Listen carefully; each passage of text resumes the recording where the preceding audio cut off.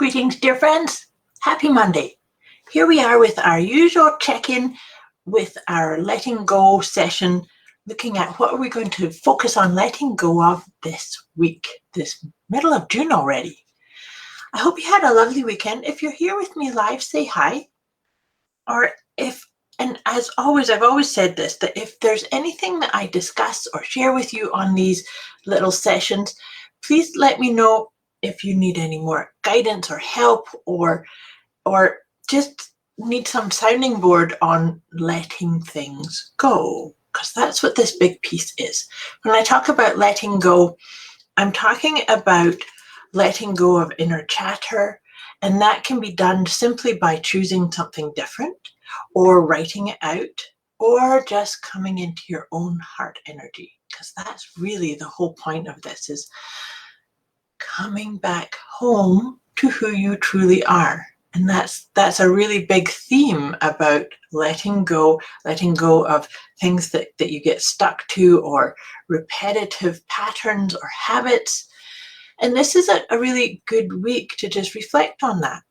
How did last week's new moon feel for you? Did you feel the powerful energies that came about because of, not only was it a new moon, but we had that Ring of Fire solar eclipse?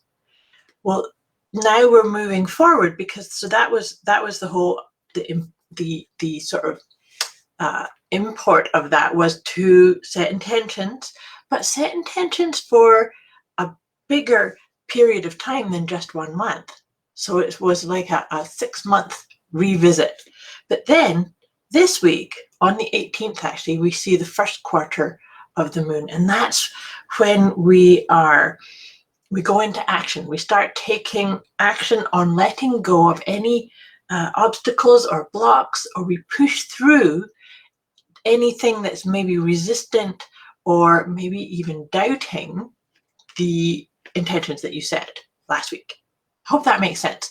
So it's about flowing with what is it you want to be, to create, to show up with. Are you showing up with your gifts? Are you embracing any shadowy aspects of you and allowing them to help you create more of who you really are, or show or share who it is you really are, what you want, what's your intention? And is it aligning with the truth of you? You know, some of my clients have been hearing me say this. A little check-in that I like to do, and this might help you as well, is to just, anytime you're in a rhythm for something, making a choice, making a decision, navigating life's different pieces that we all navigate, and just see, is this, like this choice or this idea or these words I'm using, is it in alignment with the agenda of my soul?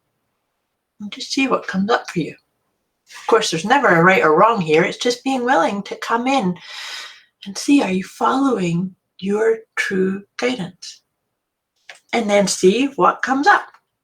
Now, on to what we're going to be focusing on letting go of this week. Good morning, Shelley. Nice to have you here. This one's a big one. And so this is a really good, energetically, it's good that this has come up on the week where I said we're stepping into the energy of the first quarter. So it's like using this energy to blast through any blocks or limitations or sticky energy. So what it is, it's card number 33 this week, and it's anger or resentment. So we all experience anger or resentment at times. It's one of the emotions on the emotional scale. But the key piece is not to hold on to it. It's to actually use it as something to make a change, to do something different. And so if it comes up, feel it, acknowledge it, respect it, and then do something with it. So that's what this week is about, right? I really do encourage you to look at the energy of the moon and see, can you feel that? And then choose to realign with the agenda of your soul, or realign with your intentions, or what it is, what's your big dream? What are you working towards? And are you making steps towards that? Let me read this out to you to see if this helps you go a wee bit deeper into this whole idea. It says, you are being guided to release all anger and resentment. Anger eats at you from the inside. You can learn how to make peace with those who have wronged you. This is not about condoning bad behavior or actions. It's about alleviating the pain that builds within you. Keep in mind that those who anger you control you. The purpose of releasing resentments is to increase your energy and to feel better. So select a target, a critical parent, a controlling partner, a colleague that you don't get on with. Perhaps you've tried to discuss the grievance with no results. In brackets, always try to work things out if the person's willing to do so. Or your target may be completely unapproachable. In either case, the first thing to do is, away from that person or that situation, air your resentments without centering them. And this is a really important part, because you feel your resentments and then you're going to actually express them. So you can air them without censoring them, and you do this in a journal or with a coach or a therapist or a friend. Truth is that honestly and fully expressing your feelings is necessary to forgive. Because like I said, this is about really telling yourself the truth and honoring what it is you're feeling. And then you can move into the next step. So in a quiet moment, really reach to find compassion for the person's shortcomings, not the event or the deed itself. This might be hard work. What insecurities or fears motivated that person? Why is this person's heart closed? What caused the moral blindness? Try to discern the context of the person's actions. At this point, you may be inwardly able to ask yourself to start to forgive. Perhaps you're not there yet, and that's okay. The request itself sets off a stream of compassion, a cleansing of your system.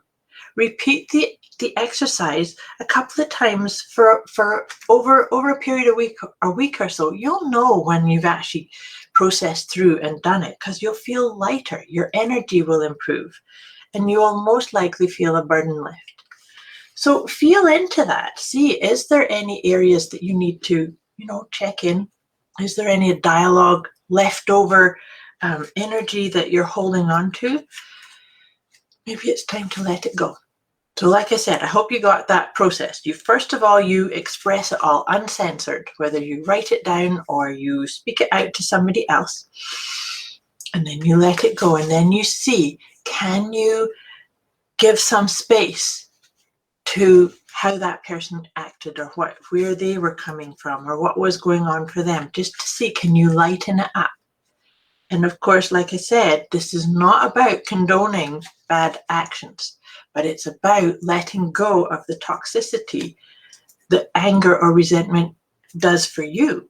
It's all about you, right? That's what this letting go process is about. I've just been shuffling my tarot cards because I'm going to get us a tarot card and then 3 angel cards. Oh, look at this. I couldn't do this if I tried. See that? That's such an amazing acknowledgement of what this is I'm talking about. This is the 10 of Wands. The 10 of Wands, and you can see the symbology of it is this huge burden that this person's carrying. So maybe it's time to just take an inventory of your energy. Are you burdened by things that don't serve you anymore? And what I love about the 10 of Wands also is it's very easy to just put it down. So use that process that I just said, and maybe you need to use it for different pieces in your life, different instances, different people, to air your resentment or your anger or your upset. And then forgive. Forgiveness is a very powerful part too. Maybe even forgiving yourself for having held on to the burden that anger or resentment can feel to your system, to your energy. Have some fun with it too. It's important to lighten it up, not make it all too serious and heavy. And like I say, if you need some more help or guidance in this, you can pop it in the comments below or message me.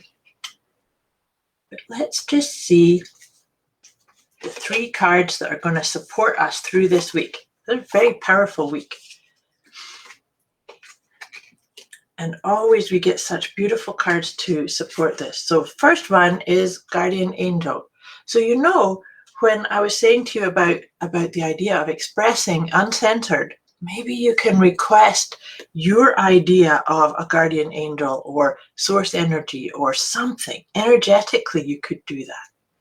And then the other part, as we do that, as we express limitations or blocks or pieces that are maybe keeping us feeling stuck, then we can start looking at the abundance that's around you. There is so many different flavors of abundance.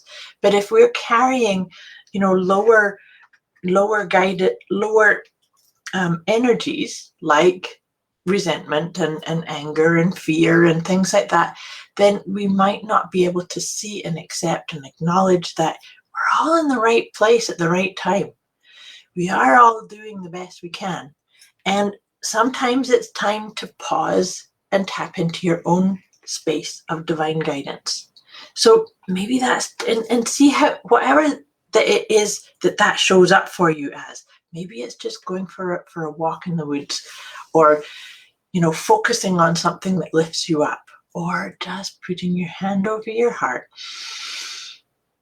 and just taking some deep breaths and really come from your own heart. Remember that question, that divine guidance actually will help, will be up-leveled or uplifted when you ask that question that I suggested that you try out. Try it out and let me know how it feels for you. Is this in alignment with the agenda of my soul? And then just see it. Do you get a yes or a no? And follow that.